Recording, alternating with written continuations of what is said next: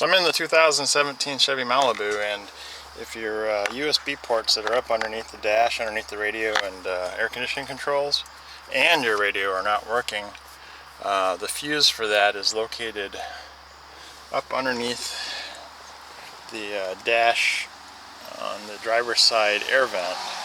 And it's a pain to get to this fuse. First you need to pop this cover, and you need something sharp to get in here. So I'm going to pull my knife out here real quick just to get it in here and wedge it. It doesn't take a lot of force, you just need to get in there to pop it out. And then the fuse for this is located, for the radio, is in this upper right hand corner, and it's completely behind the dash here. So you, and then you take the cover off, and it's got all these locations for spare fuses and a tool, but they're not there. To get the spare fuses and tool, go into the engine compartment. On the driver's side of the engine compartment, there's this fuse block here, and you just pull the cover off. There's two tabs to disengage it, one here and one here. And in this thing, there is a tool. And then your spare fuses are in this little section right here.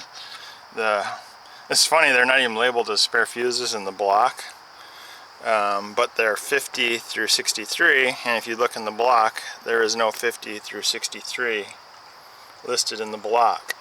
So that's the only way I came to determine that these are the actual spare fuses. So you need a 15 amp fuse, you pull it here, and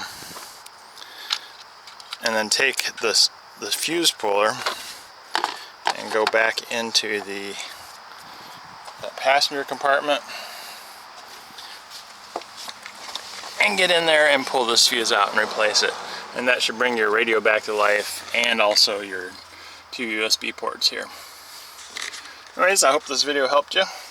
Thanks for watching, and I'll catch you on the next video. If you haven't subscribed, go ahead and please subscribe. I've got more videos coming.